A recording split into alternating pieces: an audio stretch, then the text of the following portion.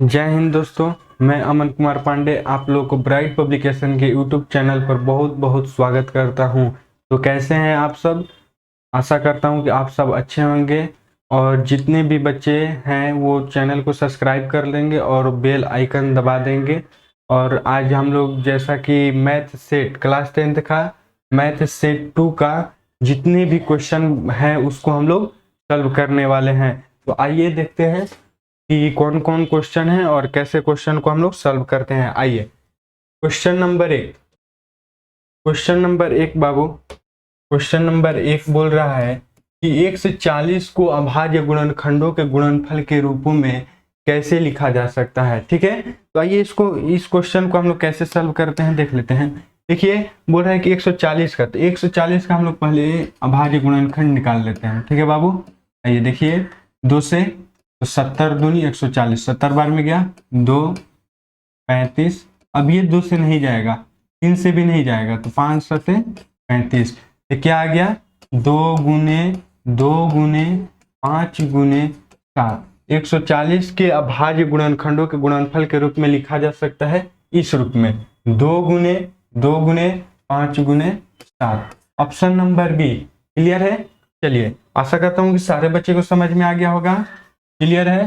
चलिए नेक्स्ट आते हैं क्वेश्चन नंबर 2। चलिए क्वेश्चन नंबर 2 बोल रहे हैं बाबू कि किन्हीं दो धनात्मक पूर्णांकों a और b के लिए HCF और HCF AB गुने LCM AB बराबर क्या होता है। तो a गुने b, पहली संख्या गुने दूसरी संख्या। क्लियर है। चलिए ऑप्शन नंबर बी इसका आंसर होगा। चलिए नेक्स्ट आते हैं 3 नंबर क्वेश्चन बोल रहा है। 3 नंबर बोल रहा है कि 45 और 160 का HCF ज्ञात करने के लिए बोल रहा है। तो देखिए आइए हम लोग HCF निकालते हैं 45 और 160 का। तो पहले 45 का निकालते हैं, तो 45 का निकालेंगे, 2 से नहीं जाएगा, 3 से जाएगा, तो 15 या 45, ये भी 3 से जाएगा, 15, ये 5 से एक बार में। तो 45 का क्या हो गया बाबू कि 3 गुने 5। यहां तक सारे बच्चे को समझ में आ गया। अब आइए नेक्स्ट 160 है। 160 को हम लोग करें तो 2 से 80 दूनी 160, 2 40, 2 20, 2 10, 2 से तो 5 और 5 से कर दिए तो एक बार में। इसका क्या हो गया 160 का क्या हो गया 2 गुने 2 गुने 2 गुने 2 गुने 2, 2 4 5, 2 4 5 और गुने 5। तो देखिए अब HCF कैसे निकाला जाता है कि दोनों में देखा जाता है कौन कॉमन है। तो देखिए इसमें भी 5 है और इसमें भी 5 है। ठीक है, और 5 एक बार है तो एक ही बार हमारा 5 आंसर हो गया। ठीक है बाबू, इसमें 2 है इसमें 3 है, उससे हमको जो जो मिलेगा उसी को हम लोग HCF मानते हैं। ठीक है, तो सारे बच्चे को समझ में आ गया। चलिए नेक्स्ट क्वेश्चन पर आते हैं। क्वेश्चन नंबर 4 नंबर क्वेश्चन बोल रहा है कि दो धनात्मक पूर्णांक a तथा b दिए रहने पर यदि अद्वितीय पूर्णांक संख्या q तथा r विद्यमान है तो निम्न में से कौन सा कथन सत्य होगा। तो a बराबर b q plus r, a बराबर बी क्यू प्लस आर। ठीक है, सारे बच्चे को समझ में आया। a बराबर बी क्यू प्लस आर 4 नंबर का भी। चलिए 5 नंबर क्वेश्चन पर आते हैं। 5 नंबर क्वेश्चन बोल रहा है यदि बहुपद x square minus 9x plus a के शून्यकों का गुणनफल 8 है तब इनके शून्यक हैं। देखिए यहाँ पर शून्यकों का गुणनफल दे दिया है, यानी अल्फा इंटू बीटा दे दिया है। अल्फा इंटू बीटा कितना दिया है 8 दिया है। अब इस फॉर्मूला पर एक फॉर्मूला होता है कि अल्फा इंटू बीटा बराबर सी बटा ए। इससे हम क्या करेंगे कि वैल्यू निकालकर और इसमें रख देंगे और शून्यकों का मान निकाल लेंगे। चलिए, तो अल्फा इंटू बीटा बराबर सी बाई ए, तो सी इसमें क्या है ए, तो अल्फा इंटू बीटा बराबर हम 8 लिख सकते हैं। यहां से यहां तक सारे बच्चे को समझ में आ गया। चलिए अब सी क्या है ए और बटा में ए का वैल्यू कितना है 1। सारे बच्चे को समझ में आ गया इतना। चलिए तो क्या हो जाएगा 8 बराबर ए बराबर 8, यानी यहाँ पर 8 हो जाएगा। तो हमारा द्विघात बहुपद क्या हो गया x square minus 9x plus 8। सारे बच्चे को समझ में आ गया कि 8 कैसे आया। एक बार हम रिपीट कर दे रहे हैं कि अल्फा इंटू बीटा बराबर 8 दिया था, ठीक है, और ये फॉर्मूला होता है अल्फा इंटू बीटा बराबर सी बाई ए, ठीक है। तो अल्फा इंटू बीटा बराबर 8, तो अल्फा इंटू बीटा के जगह पर 8 लिख दिए, और सी बटा ए के जगह जो इस फॉर्मूले से इस जो दिया गया है बहुपद, उससे हमने सी का वैल्यू और ए का वैल्यू लिखा, और उससे हमने प्राप्त कर लिया ए बराबर 8, ए बराबर 8 लिख दिए। क्लियर है? चलिए इसको हम लोग सॉल्व करें। इसको हम लोग कैसे सॉल्व करते हैं, तो इसमें मन में गुना करेंगे तो 8x स्क्वायर, ठीक है, गुना करने पर 8x स्क्वायर, और इसको दो भाग में ऐसे तोड़े कि जोड़ने पर 9 आ जाए, ठीक है, -9। तो देखिए -8x माइनस एक्स, यदि गुना करेंगे तो 8x स्क्वायर और जोड़ेंगे तो -9 प्लस 8, ठीक है। क्लियर है यहाँ तक? चलिए x कॉमन ले लिए, x -8, यहाँ पर -1 कॉमन ले लिए, x -8, x -1 और x -8। अब देखिए x -1 बराबर 0, x बराबर 1, x -8 बराबर 0, x बराबर 8। क्लियर है? क्या आंसर आ गया? 1 और 8, 1 और 8, 1 और 8, ऑप्शन नंबर डी। सारे बच्चे को समझ में आ गया? ऑप्शन नंबर डी सही होगा, ठीक है। चलिए नेक्स्ट क्वेश्चन पर चलते हैं। Next question 6 number question. Question number 6 बोल रहा है बाबू कि यदि अल्फा बीटा बहुपद x square plus 2x plus 1 के शून्यक है, तब 1 प्लस अल्फा प्लस 1 बटा अल्फा प्लस 1 बटा बीटा का मान बताएं, ठीक है। चलिए इस तरह के क्वेश्चन को हम लोग कैसे सॉल्व करते हैं, आइए देखिए। यदि हम अल्फा और बीटा का वैल्यू निकाल कर इसमें रखेंगे तो उससे भी आंसर आ जाएगा, लेकिन थोड़ा लंबा जाएगा। तो हम लोग क्या करेंगे कि इसी को पहले सॉल्व कर लेते हैं इसको। तो देखिए 1 by alpha plus 1 by beta है, इसको हम क्या करें, बाटा पकड़ जोड़ घटाव कर जोड़ कर दें। तो इसको हम एलसीएम लेंगे तो 1 केवल अल्फा एंड बीटा आ गया, ठीक है। तो अल्फा से यहाँ पर बीटा प्लस अल्फा इतना आ जाएगा। इसको बाटा पकड़ जोड़ करेंगे तो सारे बच्चे यहाँ तक समझ में आ गए। चलिए अब हम क्या करें कि इससे हम अल्फा प्लस बीटा का वैल्यू निकालें। अल्फा प्लस बीटा बराबर क्या होता है, माइनस बी बटा ए। क्या हो जाएगा, माइनस बी यानी -2 और बटा में 1। तो अल्फा प्लस बीटा बराबर कितना आ गया, -2, ठीक है। अब निकालते हैं अल्फा इंटू बीटा बराबर होता है सी बाई ए। तो सी का वैल्यू कितना है 1 और बटा में 1। तो अल्फा इंटू बीटा बराबर कितना आ गया 1। यहां तक सारे बच्चे को क्लियर है? चलिए अब इस पर मान रख दीजिए। अल्फा प्लस बीटा का मान कितना आया है, -2, और बटा में अल्फा इंटू बीटा का मान कितना आया था 1। तो क्या आंसर आ गया, -2। सारे बच्चे को समझ में आ गया? Option number B. सारे बच्चे को समझ में आ गया? आशा करता हूं कि सारे बच्चे को समझ में आ गया होगा, ठीक है। तो जिन जिन बच्चे को समझ में आ रहा है वो वीडियो को लाइक करेंगे और अपने दोस्तों के पास भी शेयर करेंगे। और जो बच्चे अभी तक चैनल को सब्सक्राइब नहीं किए हैं वो सब्सक्राइब कर दें। और एक इम्पोर्टेंट बात हम आप लोगों को बता दें कि 9th क्लास और 10th क्लास का डेली शाम को लाइव चलती है। 7 बजे 10th क्लास का चलता है और 6 बजे 9th क्लास का चलता है लाइव क्लास। तो जो बच्चे लाइव अटेंड करना चाहते हैं वो आ जाएंगे, 10th क्लास के बच्चे 7 बजे। चलिए नेक्स्ट क्वेश्चन 7 नंबर क्वेश्चन बोल रहा है कि किसी बहुपद px के लिए ग्राफ आकृति में दिया गया है, बहुपद के शून्यकों की संख्या क्या होगी।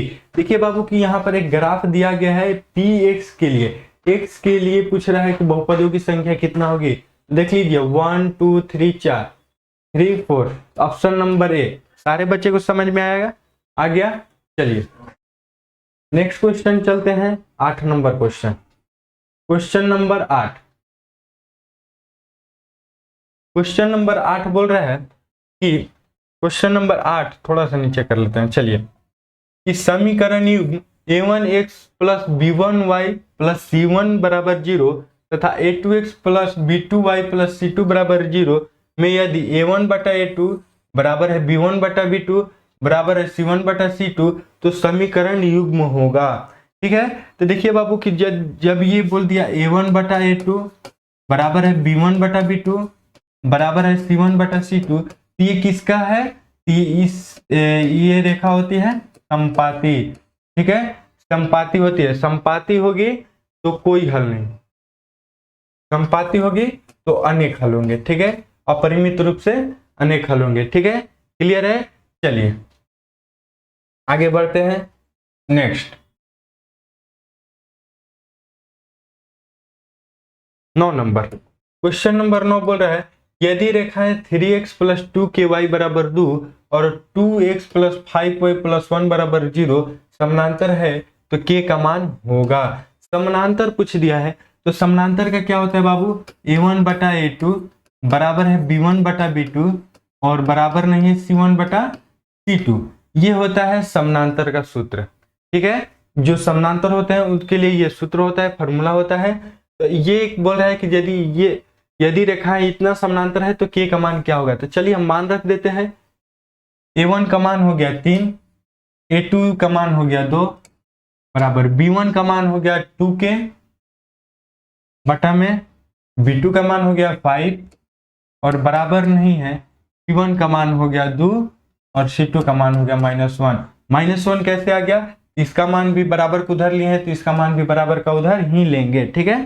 चलिए यहां तक सारे बच्चे क्लियर है। अब देखिए हम k का मान निकालेंगे तो 3 बटा 2 बराबर 2k बटा में 5। यहां तक सारे बच्चे को समझ में आया। चलिए तिरछा तिरछी गुना कर देंगे तो 15 बराबर 4k, तो k का वैल्यू निकाल दीजिए 15 बटा में 4, k का मान आ गया 15 बटा 4, ऑप्शन नंबर सी। सारे बच्चे को समझ में आ गया। चलिए नेक्स्ट क्वेश्चन आते हैं 10 number, question number 10 number question है कि k के किस मान के लिए रेखा युग्म 8x प्लस 5y बराबर 9 तथा kx प्लस 10y बराबर 15 असंगत है। तो असंगत किसमें होता है, असंगत भी समानांतर में ही होता है। तो उसका फॉर्मूला क्या होगा, a1 बटा a2 बराबर है b1 बटा b2 बराबर है c1 बटा c2। चलिए तो असंगत है, मान रखिए वैल्यू निकल जाएगा k का, ठीक है। a1 कितना है 8, a2 कितना है k बराबर है 5, यहाँ पर बराबर नहीं है, समानांतर है ना तो बराबर नहीं होगा, ठीक है। तो 5 और 10 और बराबर नहीं है 9 बटा में 15। सारे बच्चे को समझ में आ गया। चलिए सारे बच्चे को समझ में आया। चलिए अब क्या करते हैं कि जो है इसको बराबर कर दीजिए। तो 8 बटा k बराबर है 5 बटा 10, तो 80, तिरछा तिरछी गुना करने पर 10 8 80 और 5k का मान निकाल दीजिए, k का वैल्यू निकालिए तो k बराबर 80 बटा में 5 घटा दीजिए 16, k बराबर कितना आ गया 16। सारे बच्चे को समझ में आया, k बराबर 16, option number B, option number B सही होगा। सारे बच्चे को समझ में आ गया। चलिए वेरी गुड। चलिए नेक्स्ट आते हैं 11 number question, question number 11। Question number 11 बोल रहा है कि समीकरण युग्म 5x प्लस 3y बराबर 4 और 3x माइनस 2y बराबर 10 का हल क्या होगा। चलिए ये दे दिया है समीकरण और हमसे हल पूछ लिया है। तो आइए इस तरह के समीकरण को हम लोग कैसे हल करते हैं। तो देखिए क्या दिया है पहले वो लिख लीजिए, 5x प्लस 3y बराबर 4 समीकरण 1। चलिए दूसरा दिया है 3x माइनस 2y बराबर 10 समीकरण 2। इसको सॉल्व कैसे करें, तो हम आपको आसान तरीके से बता रहे हैं, या तो x का वैल्यू जो है उसको बराबर कर लीजिए या जो y का वैल्यू है उसको बराबर कर दीजिए। तो चलिए हम करते हैं x के वैल्यू को बराबर। तो x के वैल्यू को हम लोग कैसे बराबर करेंगे, तो x के इस मान से उसमें गुना कर दीजिए और उस x के मान से इस समीकरण में गुना कर दीजिए। आइए प्रैक्टिकली समझते हैं। तो चलिए हम लिख देते हैं कि समीकरण 1 गुने 3, समीकरण 1 में 3 से गुना कर दिए और उसके बाद माइनस समीकरण 2 गुना 5, समीकरण 2 में 5 से गुना करके और घटा देंगे। सारे बच्चे को यहाँ तक क्लियर है। चलिए आइए समीकरण 1 में 3 से गुना कीजिए तो 15x 9y और 4 12, ठीक है। चलिए नेक्स्ट दूसरे आता है, इसमें 5 से गुना कीजिए, 3 5 15x माइनस 10y बराबर 50, क्लियर है। चलिए अब इसके बाद घटाना है। तो जब घटाते हैं तो क्या करते हैं कि चिन्ह को चेंज कर देते हैं। तो ये प्लस में है तो माइनस, ये माइनस में है तो प्लस और ये भी प्लस में है तो माइनस, ये प्लस माइनस कट गया। अब देखिए ये दोनों प्लस में आ गए तो 19y, 10 और 9 19y, और ये देखिए यहाँ से हम 50, ये 12 है और ये 50 है, तो 12 प्लस में है 50 माइनस में है तो घट जाएगा। 50 यानी बड़ा है और ये माइनस के चिन्ह के साथ है तो इसलिए यहाँ पर माइनस का चिन्ह लग गया। 38 आएंगे तो y का वैल्यू निकालिए, तो -38/19 घटा दीजिए -2, y बराबर -2, तो y बराबर -2 देखें तो ऑप्शन नंबर एक ही में है तो ये सही हो गया। ठीक है, ऑप्शन नंबर एक ही में है, बी नंबर, वो सही होगा। और यदि कोई बच्चा इसके चाहता है तो वह x का वैल्यू खुद से निकालना भी चाहता है तो x का वैल्यू इसमें रख दीजिए, आंसर आ जाएगा। तो सारे बच्चे को समझ में आ गया, समीकरण 1 में रख दीजिए या 2 में रख दीजिए y का मान, तो आ जाएगा x का वैल्यू भी। ठीक है, ऑब्जेक्टिव क्वेश्चन है इसलिए हम लोग ऐसे ही सॉल्व करेंगे। चलिए 12 नंबर क्वेश्चन पर आते हैं। 12 नंबर बोल रहा है यदि x बराबर a और y बराबर b, समीकरण x माइनस वाई बराबर 2 और x प्लस वाई बराबर 4 का हल है तो a और b के मान क्रमशः क्या होंगे। a और b का मान पूछता है। ठीक है बाबू, तो पहले हम क्या करेंगे कि समीकरण x और y से समीकरण 1 और समीकरण 2 से x और y का वैल्यू निकाल लेते हैं। चलिए कैसे निकालते हैं, x माइनस वाई बराबर 2 और x प्लस वाई बराबर 4। चलिए थोड़ा फास्ट करते हैं, समीकरण 1 प्लस समीकरण 2। कुछ बच्चे ये कंफ्यूज नहीं होंगे कि पिछले क्वेश्चन में हमने माइनस किया और इस क्वेश्चन में प्लस किया, तो देखो बाबू हम लोग प्लस और माइनस दोनों कर सकते हैं। ठीक है, कोई इसमें कुछ नहीं, हम लोग कर सकते हैं। ठीक है ना, x माइनस वाई बराबर 2 और x प्लस वाई बराबर 4। माइनस करेंगे तो चिन्ह चेंज कर देंगे, प्लस करेंगे तो चिन्ह को चेंज नहीं करेंगे। तो यहाँ पर हमने प्लस किया है तो चिन्ह को चेंज नहीं करेंगे। ये देखिए माइनस और ये है प्लस में कट गया, जोड़ दीजिए 2x बराबर 6, x बराबर 6/2 हटा दीजिए 3, x बराबर 3, x बराबर 3 सब में दिया है ऑप्शन में, तो हमको y का वैल्यू भी निकालना पड़ेगा। तो यहाँ पर लिखिए x बराबर 3 समीकरण 1 में रखने पर, समीकरण 1 में रखने पर, तो समीकरण 1 क्या है, x माइनस वाई बराबर 2, तो x के जगह पर 3 रख दीजिए, तो 3 माइनस वाई बराबर 2, y को उधर ले जाइए और 2 को इधर लाइए, 3 माइनस 2 बराबर y, तो 1 बराबर y, यानी y बराबर 1 और x बराबर 3, y बराबर x और x बराबर 3, ऑप्शन नंबर सी।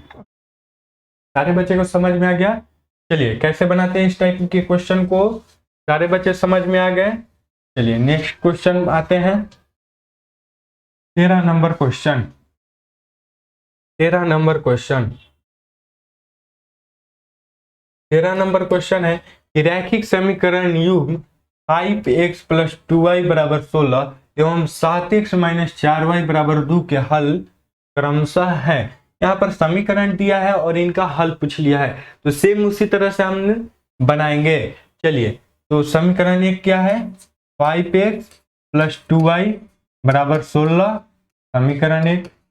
समीकरण 2 क्या है, 7x माइनस 4y बराबर 2, समीकरण 2 भी दिया है।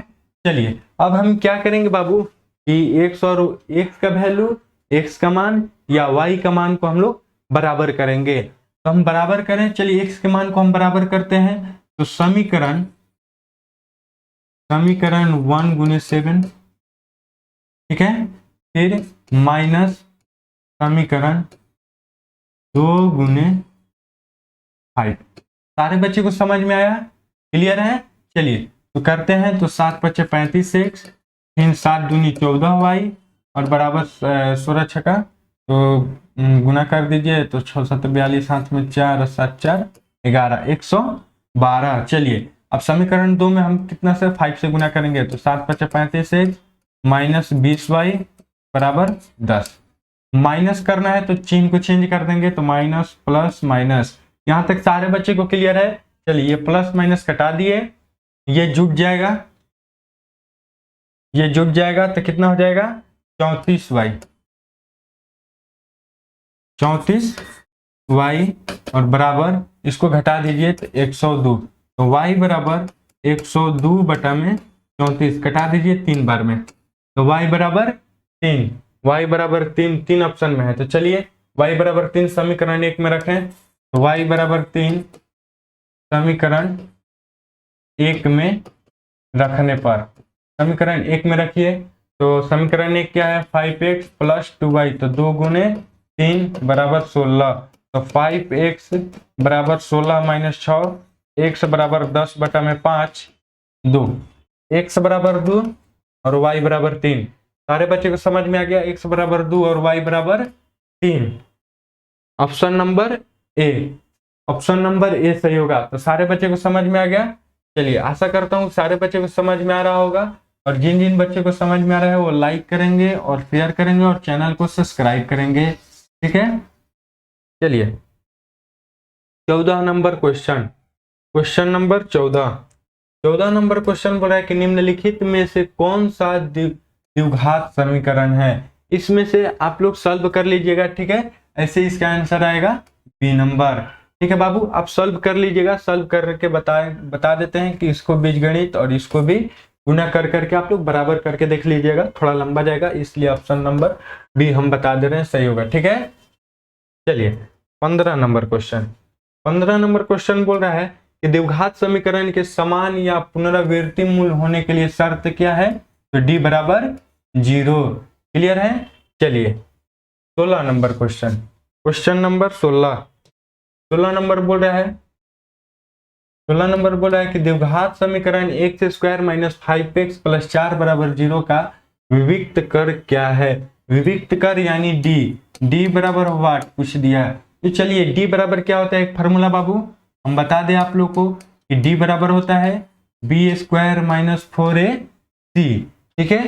तो चलिए डी बराबर हम निकालते हैं, बी इसमें से निकालिए तो बी है -5, तो -5 का होल स्क्वायर माइनस 4 गुने 1 का वैल्यू है वो, ए का वैल्यू है 1 और सी का वैल्यू है 4, तो डी बराबर कितना आ गया 25 और -16, तो डी बराबर 9, डी बराबर 9, ऑप्शन नंबर सी। सारे बच्चे को समझ में आ गया, ऑप्शन नंबर सी कैसे आ गया, सारे बच्चे को समझ में आ गया। चलिए आते हैं क्वेश्चन नंबर 17 नंबर क्वेश्चन लेकर आइए। 17 नंबर क्वेश्चन बोल रहा है कि द्विघात समीकरण 3x square minus 2x plus 1 बटा 3 बराबर 0 का विविक्त कर क्या है। चलिए देखिए ये पूछ दिया कि 3x square minus 2x plus 1 बटा 3 बराबर 0, जो ये दिया है इसका डी पूछ दिया है, तो डी बराबर क्या होता है बी स्क्वायर माइनस 4ac, तो डी बराबर बी का वैल्यू कितना है -2 का होल स्क्वायर -4 गुने ए का 3 और सी का वैल्यू है 1/3। यहाँ तक सारे बच्चे को क्लियर है। चलिए ये कटा दीजिए, गुना में है तो गुना और भाग में है तो कट गया 3 से 3, तो डी बराबर 4, 2 का स्क्वायर कीजिएगा 4, माइनस माइनस खत्म हो गया -4, तो डी बराबर कितना आ गया 0, डी बराबर 0, ऑप्शन नंबर ए। सारे बच्चे को समझ में आया, क्लियर है। इस फॉर्मूला पर बैठा दीजिएगा, आंसर मिल जाएगा। चलिए क्वेश्चन नंबर 18 पर आते हैं। क्वेश्चन नंबर 18 बोल रहा है कि समीकरण 3x square minus 2x plus 1 बटा 3 बराबर 0 के मूल्य क्या होंगे। मूल पूछ दिया है, मतलब कि शून्यक पूछ लिया है, द्विघात समीकरण है और इनका शून्यक पूछ दिया है। तो देखिए कैसे सॉल्व करते हैं, आइए 3x square minus 2x plus 1 बटा 3 बराबर 0, इस तरह के क्वेश्चन को पहले हम क्या करेंगे कि इसको बटा से हटाएंगे, तो यानी 1 दे लीजिए और बटा पर जोड़ घटाव कर दीजिए। चलिए 3 एलसीएम हो जाएगा, तो 3 का 9x square minus 6x plus 1 बराबर 0। यहाँ तक सारे बच्चे को क्लियर है। चलिए इसके बाद क्या करेंगे, तिरछा तिरछी गुना कर दीजिए, तो 9x square minus 6x plus 1 बराबर 0, ठीक है। ये 3 में और 0 से गुना करा देंगे तो क्या आ जाएगा 0। चलिए अब इसको सॉल्व करेंगे, तो गुना करने पर 9x स्क्वायर और जोड़ने पर -3 -6x, तो ऐसे कौन सी संख्या है, तो 9x स्क्वायर -3x 3x 3 3 6 3 3 6 और 3 का 9। क्लियर है सारे बच्चे को। चलिए +1 और बराबर 0 कर दिए। अब इससे हम कॉमन ले लेते हैं, 3x कॉमन लेंगे, यहाँ पर बचेगा 3x और -1 बचेगा। फिर यहाँ पर हम क्या करते हैं कि -1 कॉमन ले लेते हैं, तो 3x -1 बचेगा। ठीक है सारे बच्चे को यहाँ तक क्लियर है। चलिए इसके बाद यहाँ आते हैं, क्या करें कि बाहर वाले को एक कोष्ठ में 3x -1 और अंदर वाले को एक कोष्ठ में 3x -1 बराबर 0। अब वैल्यू निकाल लीजिए, तो 3x -1 बराबर 0, x बराबर 1/3। चलिए इसको करिए, तो 3x -1 बराबर 0, तो x बराबर 1/3। 1/3 1/3 option number B. Option number B. सारे बच्चे को समझ में आ गया? आशा करता हूँ कि सभी बच्चे को समझ में आ गया होगा। ठीक है चलिए आगे चलते हैं नेक्स्ट क्वेश्चन 19 नंबर पे। क्वेश्चन नंबर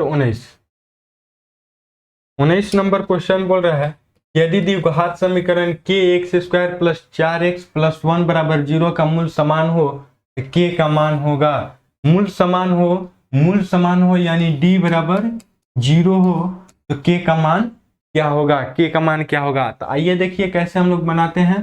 पहले लिखिए d बराबर क्या होता है, b² - 4ac, ये फॉर्मूला होता है। चलिए d बराबर हम क्या रख देंगे, 0। पहले लिख 0 बराबर b², तो b का वैल्यू कितना है, तो 4 का स्क्वायर कर दीजिए, -4 गुने a का कितना है, a गुने c 1। यहाँ तक सारे बच्चों को समझ में आ गया। ABC का वैल्यू हम इससे हम निकाल रहे हैं। ठीक है चलिए आगे आते हैं, तो 16 - 4k और बराबर में 0, इसको उधर कर दिए। चलिए कोई दिक्कत नहीं है।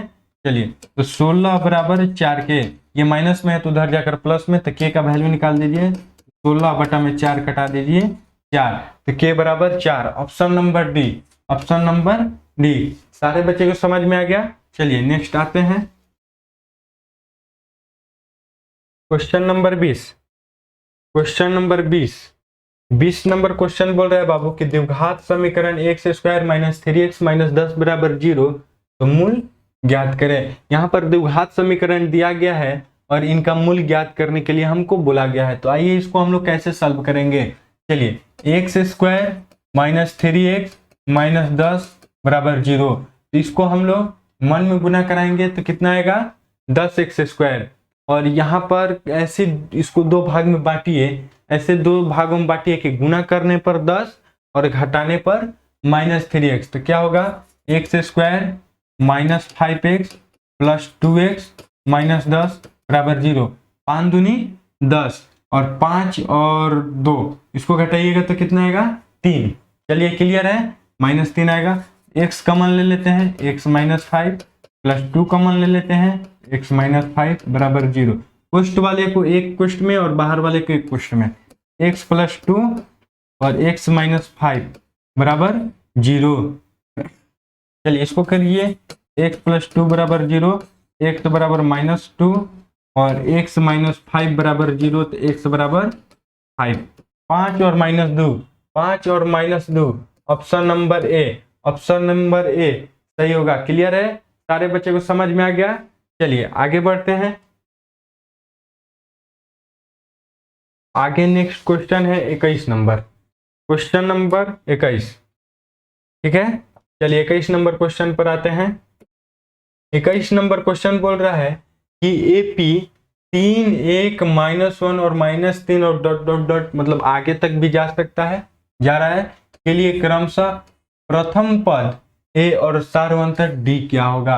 प्रथम पद पूछ लिया है और सार्वंतर पूछा है बाबू। तो देखिए इस AP का जो पहला पद होता है वही क्या होता है, प्रथम पद होता है। तो पहला पद क्या है, A बराबर कितना आ गया, 3, और D पूछ लिया है तो D बराबर क्या होता है कि सेकेंड पद वाले घटाकर पहला पद कर देंगे, तो D बराबर A2 - A1 ये होगा।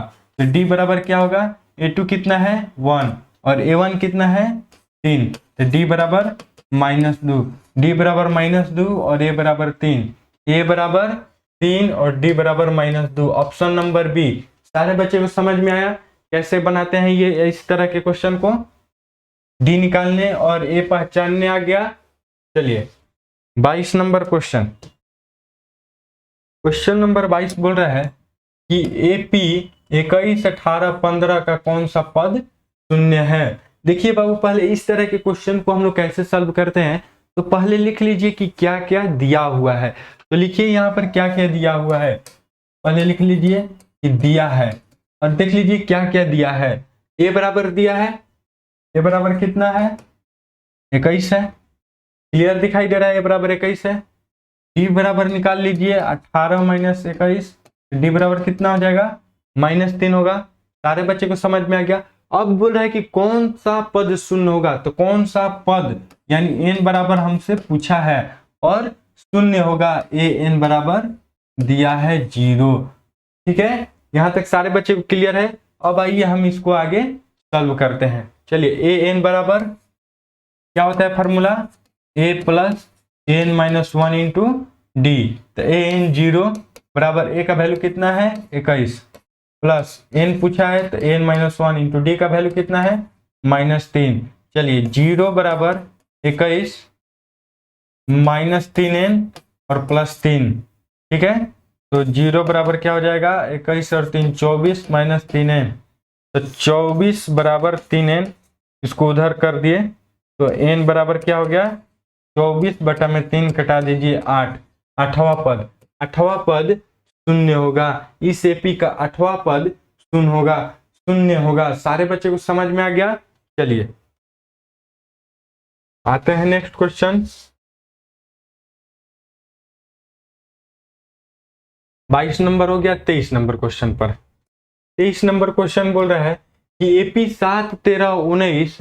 205 में कितने पद हैं। देखिए, इसमें भी वही पूछ दिया है। पहले लिख लेते हैं कि दिया है, क्या क्या दिया है भाई, आइए देखते हैं। ए बराबर 7, डी बराबर दिया है 13 माइनस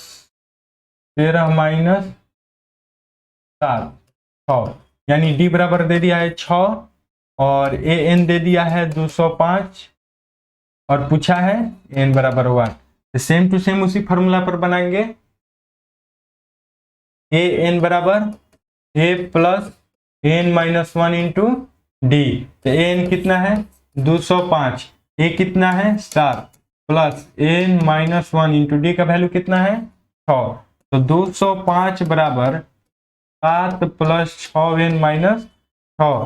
तो 205 बराबर 1 प्लस 6n। तो 205 माइनस 1 बराबर 6n। n बराबर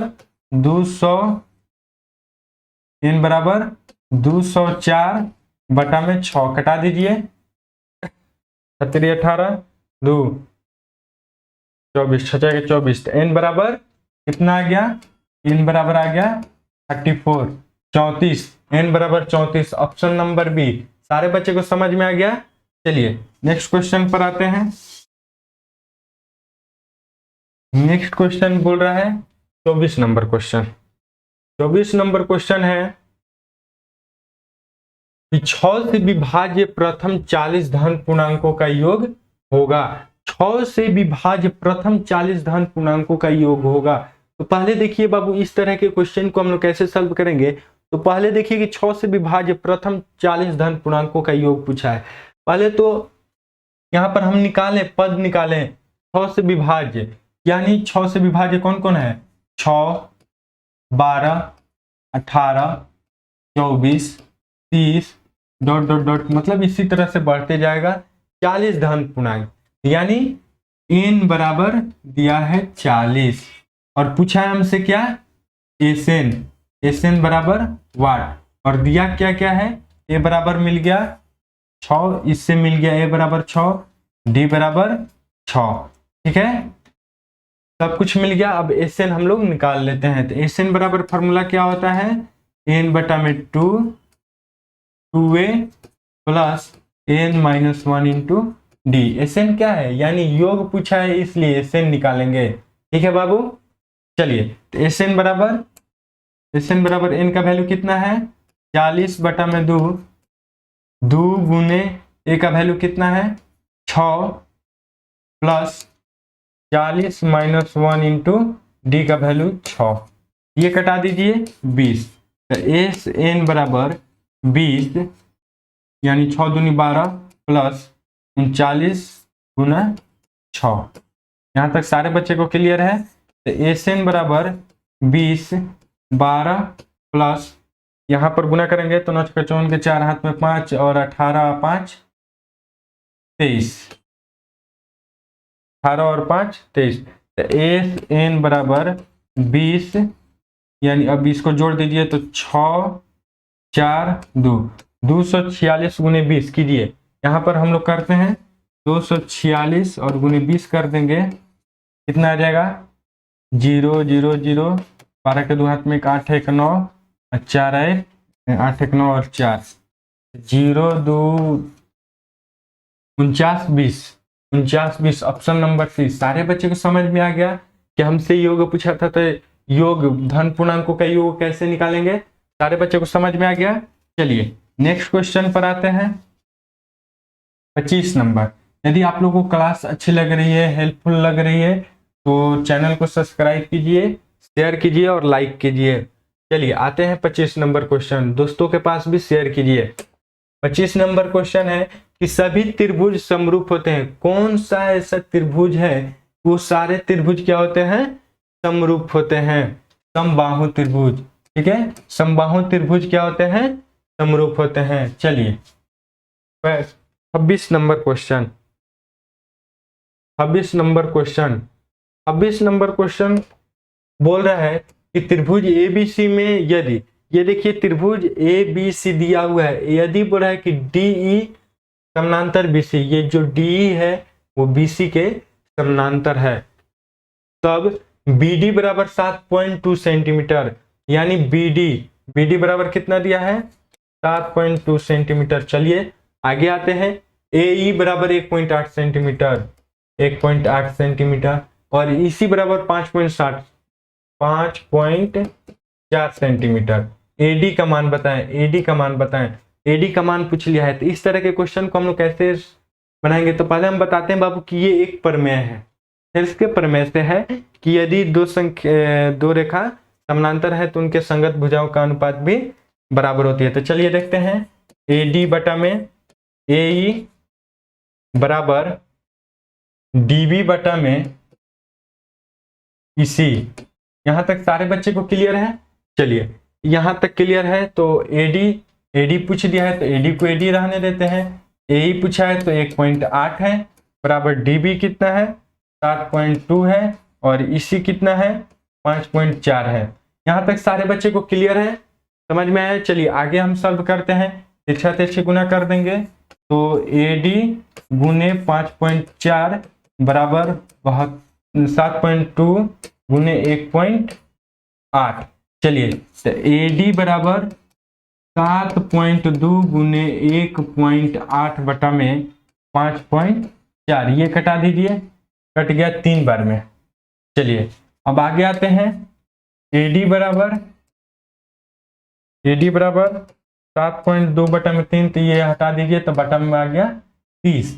अब कटाइए, इसको कटाएंगे 2 से तो 3 से कटाइए तो 10 तिहाई 30 और ये 3 दूनी 6, 3 दूनी 6 और 3 24।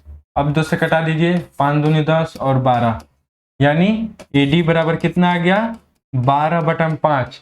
तो 12 बटा 5 ऑप्शन पॉइंट में दे रहा है तो इसको कटाएंगे तो इसको भाग दे दीजिए तो कितना आ जाएगा, तो 5 दूनी 10 तो 0.4, 2.4 सेंटीमीटर, ऑप्शन नंबर सी। सारे बच्चे को समझ में आ गया इस तरह के क्वेश्चन को हम लोग कैसे सॉल्व करेंगे। चलिए नेक्स्ट क्वेश्चन पर आते हैं, 27 number question number 27 number question बोल रहा है कि यदि एक त्रिभुज के 2 कोण एक अन्य त्रिभुज के 2 कोणों के क्रमशः बराबर हो तो दोनों त्रिभुज समरूप होते हैं। समरूपता की इस कसौटी को किस नाम से जाना जाता है। एक त्रिभुज के 2 कोण अन्य त्रिभुज के 2 कोण के बराबर हैं, ठीक है, तो कौन सा होगा, एंगल। किस कसौटी से वो समरूप है, तो एंगल। सारे बच्चे को समझ में आ गया। चलिए आगे आते हैं 28 नंबर क्वेश्चन। 28 नंबर क्वेश्चन बोल रहा है कि निम्न में से कौन त्रिभुजों की सर्वांग समता की कसौटी नहीं है? Option number B, angle A. ठीक है, सारे बच्चे को समझ में आ गया। चलिए 29 नंबर क्वेश्चन बोल रहा है, 29 नंबर कि दो समरूप त्रिभुजों के क्षेत्रफल का अनुपात बराबर हो तो ये त्रिभुज निश्चित रूप से क्या होते हैं? सर्वांगसम होते हैं। ठीक है, क्षेत्रफल के अनुपात बराबर हो तो त्रिभुज निश्चित रूप से क्या होते हैं? सर्वांगसम होते हैं। चलिए 30 नंबर क्वेश्चन, 30 नंबर क्वेश्चन बोल रहा है बाबू कि त्रिभुज ए बी सी एक समद्विबाहु त्रिभुज है जिसका कोण सी समकोण है, तो निम्नलिखित में कौन सा कथन सत्य होगा? ध्यान से समझिएगा। बोल रहा है कि त्रिभुज एबीसी, चलिए ये मान लिए कि हम एक त्रिभुज एबीसी एक समद्विबाहु त्रिभुज है जिसका कोण सी समकोण है। तो हमको क्या करना है कि त्रिभुज में कोण सी को समकोण बनाना है। ये चलिए ये मान लिए ये कोण सी समकोण है और इसको नाम दे दिए ए और इसको नाम दे दिए बी। क्लियर है? चलिए बाहर हो जा रहा है तो थोड़ा अंदर कर देते हैं। चलिए ये मान लिए समकोण त्रिभुज है, ये समकोण त्रिभुज बना लिए, ये कोण सी, ये ए और ये बी। क्लियर है? चलिए अब बोल रहा है कि एबीसी में जिसका कोण सी समकोण है तो निम्नलिखित में से कौन सा कथन होगा सही? चलिए ये तो पहले ही बता दिया है कि समद्विबाहु, ये समकोण है तो समद्विबाहु क्या क्या हो जाएगा? समद्विबाहु बोल रहा है तो ए बी बराबर बीसी हो जाएगा ना। ये दोनों भुजा समद्विबाहु है तो यानी बराबर हो जाएंगे। ये बराबर नहीं होगा, ये तो कर्ण हो गया। चलिए तो ए बी बराबर बीसी हमने कर दिया। चलिए अब बोल रहा है कि इसका कौन सा कथन सत्य है? तो पाइथागोरस लगाएं। ए बी का स्क्वायर बराबर क्या होगा? ए सी का स्क्वायर प्लस बी सी का स्क्वायर। ए बी का स्क्वायर बराबर ए सी का स्क्वायर और प्लस बी सी के बराबर है A B A C sorry ए सी, तो यहाँ पर हम ए सी लिख सकते हैं, ए सी का स्क्वायर। चलिए तो ए बी का स्क्वायर बराबर 2ac का स्क्वायर लिख सकते हैं। Option number D, A B का स्क्वायर बराबर 2ac का स्क्वायर। सारे बच्चे को क्लियर समझ में आ गया? यहाँ पर ac बराबर bc होगा क्योंकि ac और बराबर bc ये नो बराबर हो गए। चलिए क्लियर है? चलिए आते हैं नेक्स्ट क्वेश्चन पर। नेक्स्ट क्वेश्चन 31 नंबर, 31 नंबर बोल रहे हैं बाबू कि त्रिभुज एबीसी में ए बी बराबर 7 सेंटीमीटर, ए सी बराबर 25 सेंटीमीटर तथा बी सी बराबर 24 सेंटीमीटर है, तो कोण बी का मान क्या होगा? देखिए इस तरह के क्वेश्चन को हम लोग कैसे सॉल्व करते हैं। पहले देखिए, पहले हम मान निकालते हैं। त्रिभुज लिख लिए, चलिए त्रिभुज लिख लिए ए बी सी नाम रख देते हैं। चलिए ए बी सी नाम रख दिए। ए बी बराबर 7 सेंटीमीटर, ए सी बराबर 25 सेंटीमीटर, चलिए ये हो गया 25 सेंटीमीटर और बी सी बराबर 24 सेंटीमीटर, ये हो गया 24 सेंटीमीटर। इसको हम पहले जांच ले ये समकोण त्रिभुज है कि नहीं। ठीक है, दिखाई नहीं दे रहा है? चलिए इधर हम त्रिभुज बनाते हैं। त्रिभुज चलिए ये बना दिए ए बी सी। चलिए ये हो गया ए बी कितना दिया है? 7 सेंटीमीटर, ये दिया है 25 सेंटीमीटर और ये दिया है 24 सेंटीमीटर। अब इसको हम जांचेंगे कि ये समकोण त्रिभुज है कि नहीं। तो समकोण त्रिभुज जांचने के लिए क्या करेंगे? कर्ण स्क्वायर बराबर लंब स्क्वायर प्लस आधार स्क्वायर। तो कर्ण इसमें क्या है? ए सी का स्क्वायर प्लस ए बी का स्क्वायर प्लस बी सी का स्क्वायर। देखिए तो ए सी का स्क्वायर कितना है? 25 का स्क्वायर कर दीजिए। ए बी कितना है? 7 का स्क्वायर कर दीजिए और बी सी कितना है? 24 का होल स्क्वायर कर दीजिए। ठीक है, चलिए तो ये हो गया 625 और ये हो गया 49 और प्लस 576। तो 625 और इन दोनों को जोड़िएगा तो भी 625 आ जाएगा। तब देखिए 625 आ गया, ये क्या हो गया? दोनों बराबर हो गए, यानी ये जो त्रिभुज है ये समकोण त्रिभुज है। इसमें कर्ण क्या है? कर्ण ये है। तो कर्ण के सामने वाली जो भुजा होती है वो लंब होती है, यानी कोण बी लंब हो जाएंगे। तो कोण बी कितना हो जाएंगे? 90 डिग्री। Option number C. तो आशा करता हूं कि सारे बच्चे को समझ में आ गया होगा। चलिए सारे बच्चे समझ में आ गए कि कोण बी बराबर 90 डिग्री कैसे आ गया। चलिए आते हैं 32 नंबर क्वेश्चन पे। 32 नंबर क्वेश्चन बोल रहा है कि किसी वृत्त की स्पर्श रेखा उससे कितने बिंदुओं पर प्रतिच्छेद करती है। मान लीजिए ये वृत्त है और इस पर कोई स्पर्श रेखा ये जा रही है, तो कितने बिंदु पर प्रतिच्छेद की है? एक, ऑप्शन नंबर ए। चलिए यहां तक क्लियर है। चलिए 33 नंबर क्वेश्चन, क्वेश्चन नंबर 33 ध्यान से समझिएगा।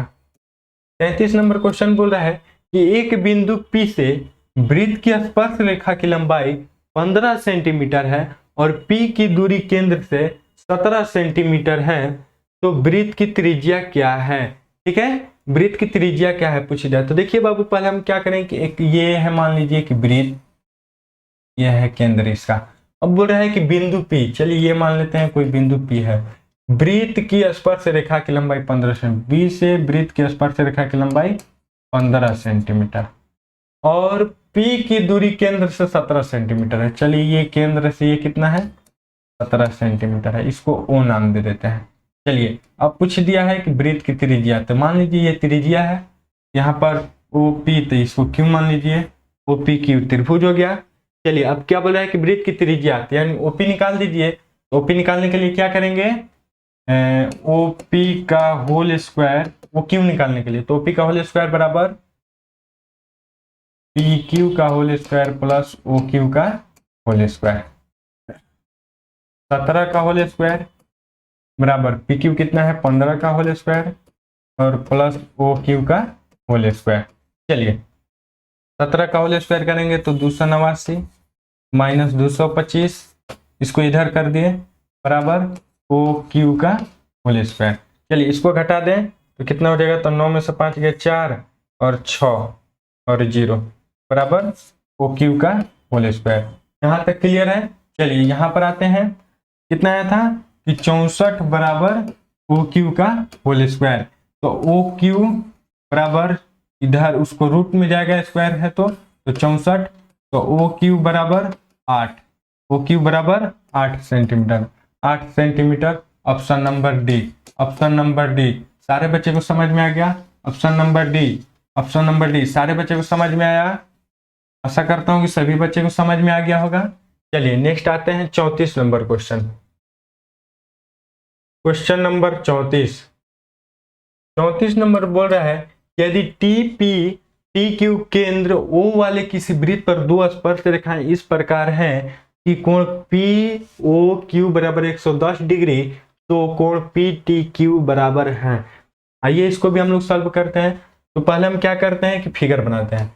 ये कोई एक वृत्त है, ठीक है, TPTQ केंद्र O। चलिए ये केंद्र O है, ये मान लीजिए कोई T है, इससे यहां से चलिए एक बिंदु है TP। चलिए मान लेते कि यहां पर है P, चलिए P है और इसको यहां ले लेते हैं, ये क्या हो गया? Q। ठीक है, अब बोल रहा है कि वृत्त पर दो स्पर्श रेखाएं इस प्रकार है कि कोण POQ बराबर 110 डिग्री। तो POQ यानी ये बोल दिया 110 डिग्री, 110 डिग्री।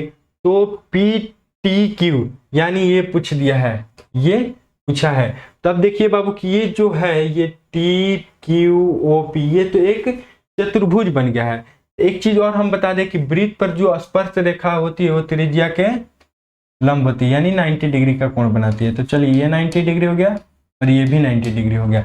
अब बताइए कि चतुर्भुज के चारों कोणों का योग कितना होता है? 360 डिग्री। तो चलिए, तो 360 डिग्री होता है, तो यहां पर क्या हो गया कि TP प्लस TP त्रिभुज के चारों भुजाओं का योग कोणों का, ये चलिए 110 डायरेक्ट कर देते हैं बाबू, 110 degree plus 90 degree plus 90 degree और प्लस कोण PTQ बराबर 360। डायरेक्ट यहाँ पर थोड़ा सा हम डायरेक्ट किए हैं तो सारे बच्चे को समझ में आ गया। कोण ये यानी TPO प्लस कोण TQO और प्लस कोण POQ प्लस PTQ बराबर 360 डिग्री। सारे बच्चों को समझ में आ गया। तो चलिए इसको जोड़ देते हैं, कितना हो जाएगा? 110 और प्लस 90 90 180, तो 290 290 आएगा, प्लस कोण पी टी क्यू बराबर 360 डिग्री। चलिए, तो कोण पी टी क्यू बराबर 360 माइनस 290 कितना होगा बाबू? 0 और 16 में से 9 गया 7, 70 degree. Option number B, option number B. सारे बच्चे को समझ में आ गया? Option number B. चलिए, बी क्यों आया? सारे बच्चे को समझ में आ गया? चलिए नेक्स्ट क्वेश्चन 35 नंबर।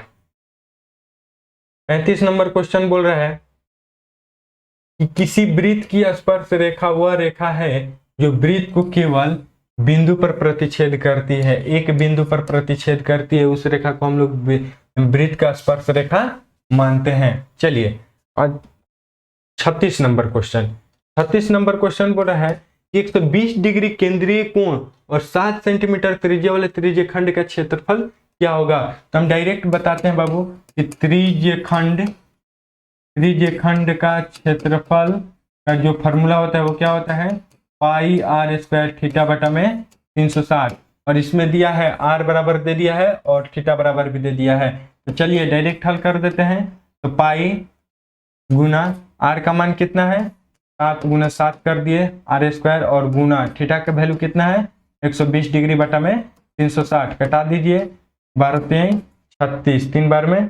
चलिए ये इतना हो गया। तब ये क्या आ गया? पाई का मान रख दीजिए 22/7 और गुने 7 और बटा में 3, तो इससे ये खत्म।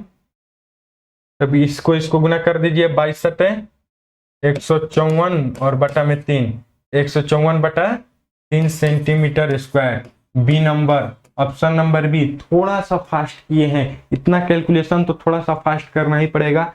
तो सारे बच्चे को समझ में आ गया? ये फॉर्मूला आप लिख लीजिए और उस पर मान को बैठा दीजिए और आंसर प्राप्त हो जाएंगे। ठीक है बाबू? चलिए, थोड़ा सा तो इतना तो फास्ट करना पड़ेगा, 10th क्लास में है तो ज्यादा फास्ट नहीं किए हैं, थोड़ा सा करने किए हैं। चलिए, सारे बच्चे को समझ में आ गया? तो 37 नंबर क्वेश्चन। 37 नंबर क्वेश्चन है कि एक वृत्त के चतुर्थांश का क्षेत्रफल क्या होगा जिसकी परिधि 22 सेंटीमीटर है। देखो बाबू कि इस तरह के क्वेश्चन को हम लोग कैसे सॉल्व करते हैं कि जो दिया रहता है उसी फॉर्मूला को हम लोग यूज करें और नेक्स्ट जो आंसर हम लोग प्राप्त कर सकते हैं। तो पहले हम लिखते हैं कि वृत्त का क्षेत्रफल क्या होता है। वृत्त का क्षेत्रफल क्या होता है बाबू? तो पाई आर स्क्वायर ये होता है। वृत्त का क्षेत्रफल पूछा है तो आर चाहिए, तो आर निकाले हम परिधि से, यानी वृत्त का परिधि क्या होता है? वृत्त का परिधि क्या होता है? परिधि बराबर 2 पाई आर। देखिए वृत्त का परिधि दिया है 22 सेंटीमीटर, तो 22 बराबर 2 पाई आर। आर का मान नहीं है, इसको कटा दीजिए 11 बराबर पाई आर। तो आर बराबर क्या हो जाएगा? 11 बटा में 22 बटा में 7। ठीक है, 11 बटा 22 बटा 7, ये कटा दीजिए 1/2।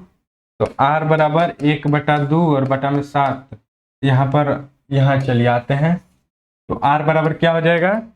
7/2। ये ऊपर चला जाएगा और 2 नीचे रह जाएगा। ठीक है, सारे बच्चे को यहाँ तक क्लियर है कि 7/2 आर का मान आ गया।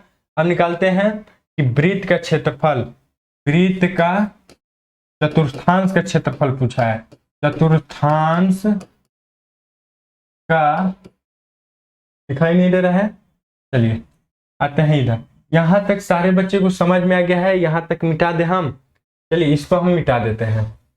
आर बराबर आ गया है 7/2, इसको मिटा देते हैं हम। देखिए पूछा है तो वृत्त का चतुर्थांश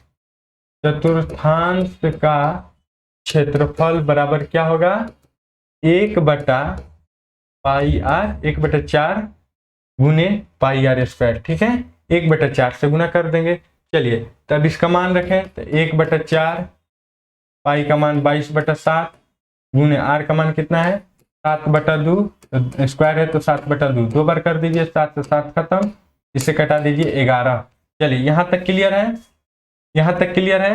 क्या आ गया? 1/4, ये कितना आ गया? 11 7 77 बटा में 2। चलिए गुना कर दीजिए तो 77 बटा में 4 दूनी 8। अब इसको कटा दीजिए, 8 नवा 72, तो 5 तो पॉइंट, तो 8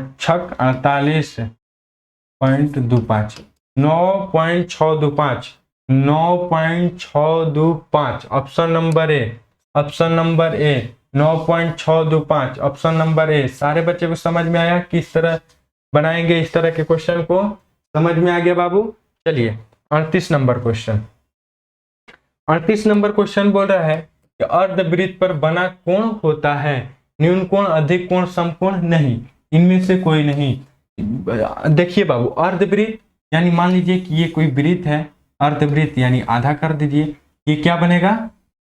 ये इस तरह से बन जाएगा, तो इस तरह के, तो इसका कोण पूछा है अर्धवृत्त का कोण, तो ये क्या है? 180 डिग्री होगा। तो 180 डिग्री यानी ऋजु कोण होगा। ठीक है, तो इसका आंसर क्या हो जाएगा? इनमें से कोई नहीं। चलिए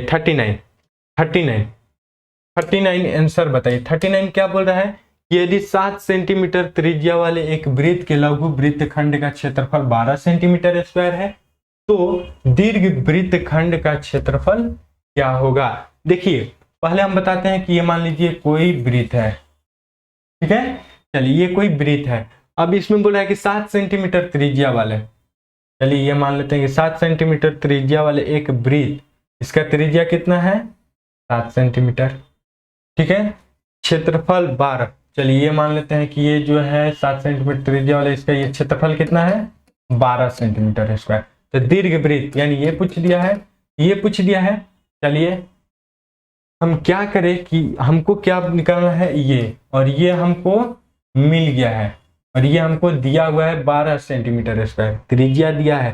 तो हम क्या करें बाबू, इस टोटल को निकाल दें, टोटल क्षेत्रफल निकाल के उसमें से इस जो ये क्षेत्रफल है इसको घटा देंगे तो इसका निकल जाएगा ना। तो चलिए हम निकालते हैं क्या कि डायरेक्ट लिखते हैं कि दीर्घ वृत्तखंड का क्षेत्रफल। ध्यान दीजिएगा कि दीर्घ वृत्तखंड का क्षेत्रफल बराबर क्या करें कि पूरे वृत्त में से ये जो लघु वृत्तखंड का क्षेत्रफल है उसमें से घटा देंगे तो बराबर क्या हो जाएगा? वृत्त का क्षेत्रफल माइनस लघु वृत्तखंड का क्षेत्रफल। सारे बच्चे को समझ में आ गया इतना? चलिए अब निकालते हैं दीर्घ वृत्त का क्षेत्रफल, यानी वृत्त का क्षेत्रफल क्या होता है? पाई आर स्क्वायर माइनस लघु वृत्तखंड का क्षेत्रफल दिया है 12। चलिए इसका मान रखिए 22/7 गुने आर का मान कितना है? 7 गुने 7, 2 स्क्वायर है। चलिए -12, 7 से 7 कटा दीजिए, ये कितना हो जाएगा? 154, इसमें गुना कर दीजिए तो, और -12। चलिए इसमें से घटा देते हैं तो 2 4 1 142 centimetre square. Option number B. सारे बच्चे को समझ में आ गया इस तरह के क्वेश्चन को हम लोग कैसे सॉल्व करते हैं? चलिए आते हैं 40 नंबर क्वेश्चन और इस सेट का लास्ट क्वेश्चन। चलिए 40 नंबर क्वेश्चन बोल रहा है कि 21 सेंटीमीटर त्रिज्या वाले एक वृत्त की चाप की लंबाई क्या होगी जो केंद्र पर 60 डिग्री का कोण अंतरित करती है? तो देखिए चाप